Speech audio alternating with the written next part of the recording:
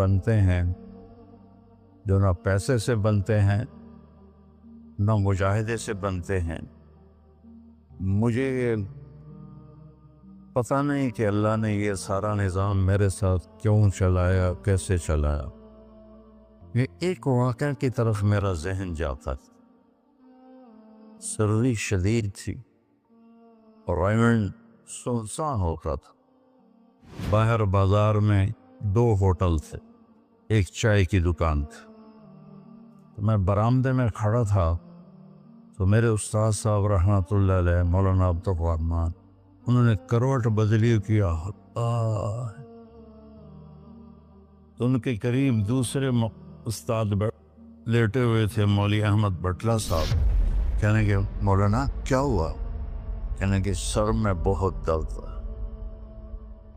بس یہ سننا تھا کہ میں اوپر گیلری میں میرا بستر تھا اور وہ اتنی سختی تھی گورنمنٹ میں کہ یہ جو گھڑی باندھنا بھی وہ کیا تھا، خلاف قانون تھا، اور تھرمس رکھنا بھی خلاف قانون تھا.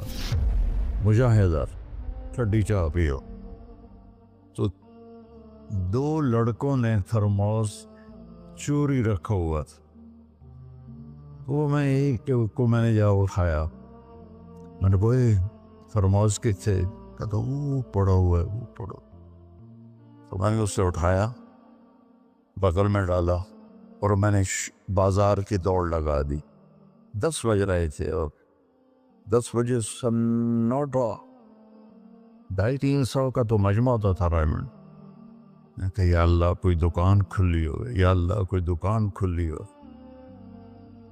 تو میں ننگے پاؤں، دسمبر کا مہینہ تھا، میں ننگے پاؤں دوڑا اور میں نے دیکھا تو وہ چائے کی دکان کا دروازہ بند تھا اور روشنی آ رہی تھی. میں نے کہا یہ لگتا کھلی ہوئی ہے. تو میں نے اس کے کواڑ ایسے کیے تو وہ کھل گیا. تو آگے وہ دکان والا، اس کا نام تھا انور ملتانی رحمۃ اللہ. یہ میں آپ کو بتا رہا ہوں 73-74 کی بات. تو وہ بیٹھا ہوا تھا. میں نے کہا بھائی انور چائے بنانی ہے. کہا بھائی میں تو بھائی میں تو تھکا ہوا ہوں، یہ دودھ پڑا ہے خود ہی بنا دے. تو میں نے کہا چولہا کا، یہ چولہا بھی پڑا ہے. تو میں نے وہ ہوتے تھے ہوا بھرنے والے چولہے، اس سے میں نے دودھ گرم کیا، پتی ڈالی، چائے بنا. چائے کی دکان پہ سر درد کی گولی کا کیا کام ہے؟ میں نے کہا بھائی انور کوئی سر درد کی گولی ہے؟ ارے بھائی وہاں دیکھ لے شاید پڑی ہو کوئی. وہ کھڑکی سی تھی. جب میں نے وہاں دیکھا تو ایک گولی ساری ڈان ہوتی تھی وہ وہاں پڑی ہوئی تھی اور اس پر مٹی جمی ہوئی تھی. جب اللہ کچھ دینا چاہتا ہے، میں نے وہ گولی اٹھائی، وہ پھر دوڑ لگائی ننگے پاؤں. اور مولانا رحمہ اللہ فوت ہو گئے، سر پر رضائی لے کے لیٹے ہوئے تھے. تو میں نے ایسے پاؤں دبائے تو انہوں نے رضائی کو کہا ہاں کیا بات ہے؟ میں نے کہا جی یہ چائے ہے اور یہ سر درد کی گولی ہے، آپ کو درد ہو رہا ہے، نوش فرمائے. تو ان کے ہونٹ ہلے. میں نے نہیں سنا. دعا دی انہوں نے مجھے. کیا دعا دی؟ وہ خود فرماتے تھے کہ طارق جمیل کی قبولیت میری دعا سے ہے. اور ایک میرے ساتھی تھے مولوی خورشید کی قبولیت میرے ڈنڈوں کی وجہ سے. اس کی پٹائی بہت کی تھی انہوں نے. تو میرے بارے میں فرماتے تھے کہ یہ میری دعا کا اللہ نے اس کو سلا دیا ہے. تو انہوں نے بے ساختہ مجھے دعا دی. وہ میں نے سنی نہیں. چائے پلائی، گولی کھلائی، اللہ نے کیا سے کیا کرتے. میں اپنی بیگم پھوپھی رحمۃ اللہ علیہ، والدہ رحمۃ اللہ علیہ کے ساتھ حج پہ گیا. ان کو لے کر میں باہر نکلا تو 2 بوڑھی عورتیں بیٹھی تھیں. میں کہ اماں جی کیوں بیٹھی ہو؟ کہ پوتا راہ بھول گئی ہیں.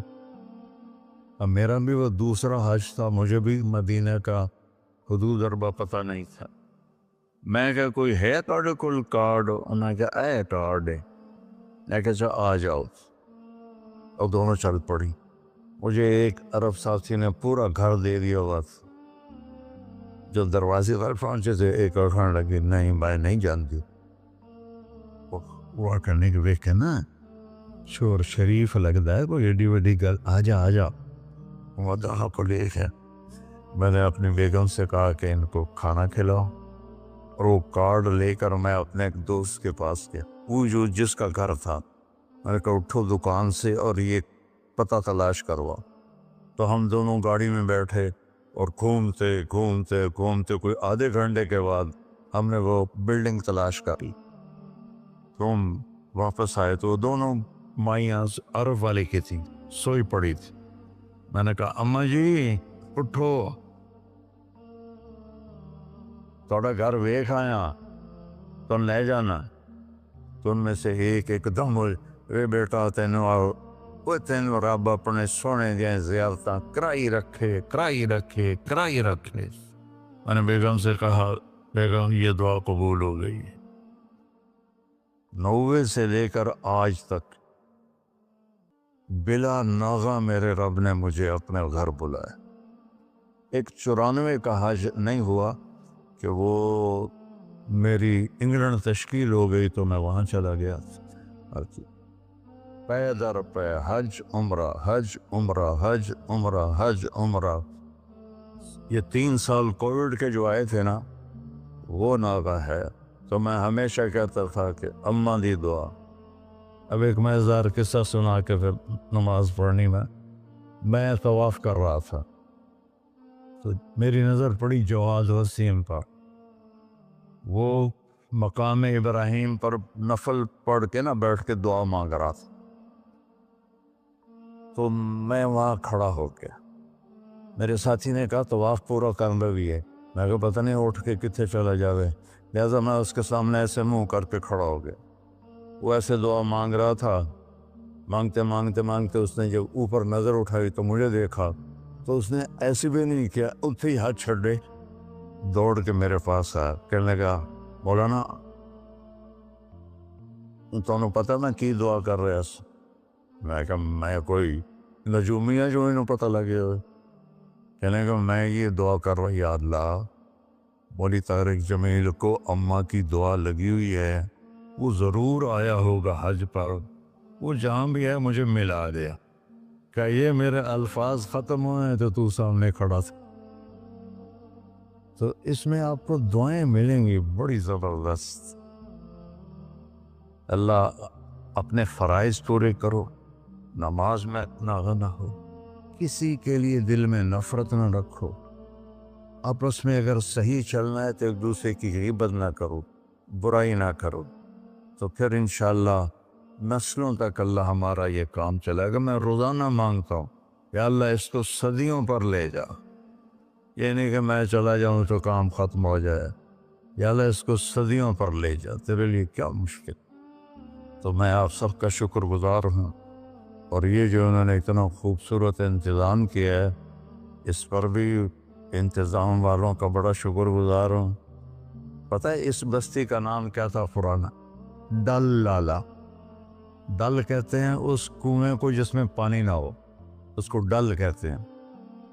تو یہاں پہلے آبادی نہیں تھی. 1945